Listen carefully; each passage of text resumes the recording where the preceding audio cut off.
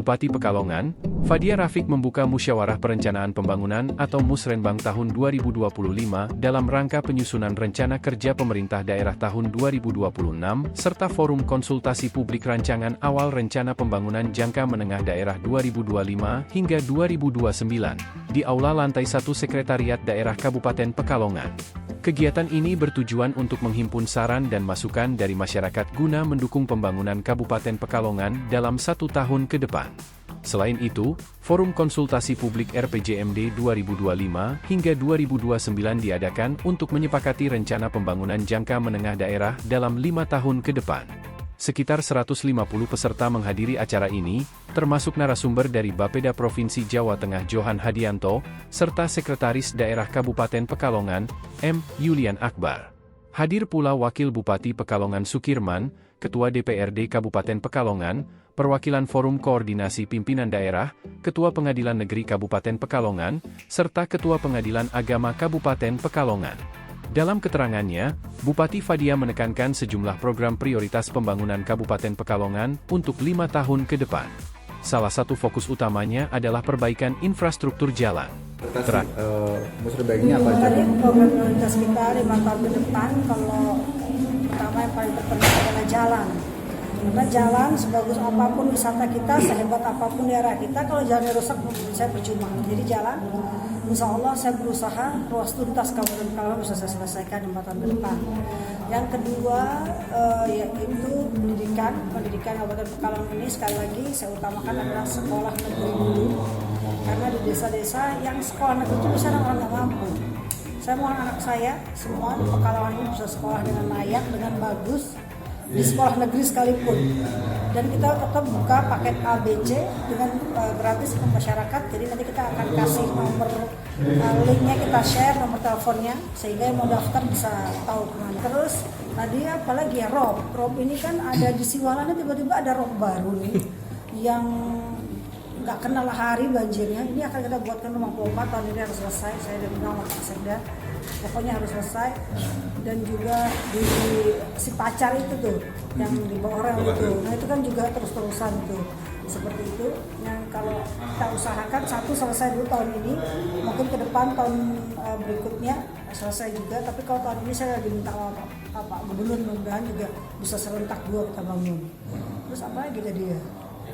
Kesehatan ini Kabupaten Pekalongan alhamdulillah itu kita UHC kita bisa dibayar dengan baik, maksudnya kita bisa mengatur keuangan dengan baik, di mana daerah-daerah lain sedang terkeos-keos juga untuk mengatur ini, tapi dengan kita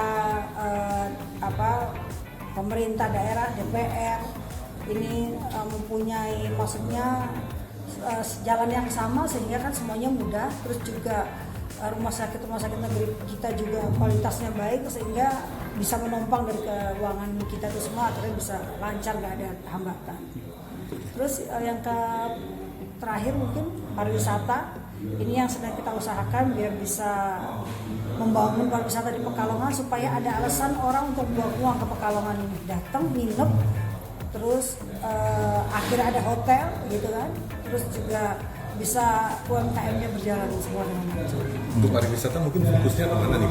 Saya ini kemarin itu sebenarnya kita sudah ada ide-idenya untuk bangun Linggo. Saya mau buat seperti kayak kalau di Jatim itu ada Jatim Park ya. Saya mau buat ada di Pekalongan. Saya sudah juga lagi berkomunikasi dengan pemilik Jatim Parknya agar supaya bisa ada di Pekalongan sehingga kita di hotel akhirnya bisa dibangun.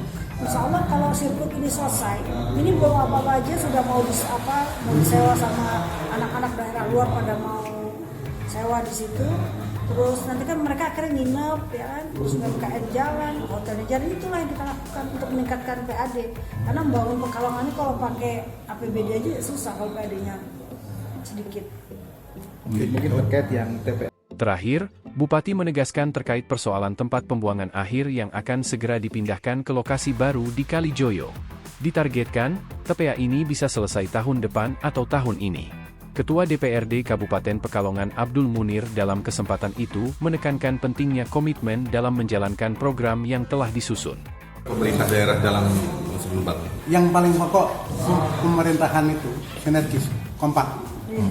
Dan alhamdulillah Pekalongan aman-aman saja, tidak ada persoalan, dan mudah-mudahan dengan keterbatasan anggaran kita bisa efektif untuk membangun Kabupaten Pekalongan. Ya tadi sampaikan Ibu Bupati, anggaran terbatas, PAD kita kecil karena sumber tidak ada.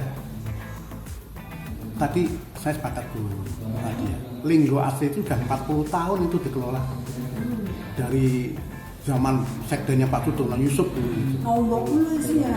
40 tahun tidak ada perkembangan apapun. Ini memang butuh pemikiran. Nanti Pak Bapeda ini yang akan merancang bagaimana. Memungkinkan nggak sih Pak melibatkan pihak ketiga untuk pengelolaannya? Mungkin harus, dan itu yang selama ini kita berkutat di rumah gajah karena gajah, pengadaan gajah itu hampir miliaran rupiah. Mending ternak sekalian ya, Pak? Kita tarik aja itu. Ngasih makan itu biaya besar. Besar itu. Pemeliharaannya Bu yang mahal. Ini sektor wisata kita kembangkan, saya sepakat bagaimana agar community based tourism itu masyarakat memiliki tempat wisata itu yang bisa berakibat pada tadi pendapatan daerah. Kemudian yang perlu didorong memang bagaimana agar bank-bank nasional itu bisa masuk kajian. Iya. Mudah-mudahan dengan semangat kita bersama di tahun 2025 dan 5 tahun ke depan akan ada perubahan yang signifikan di kajian itu.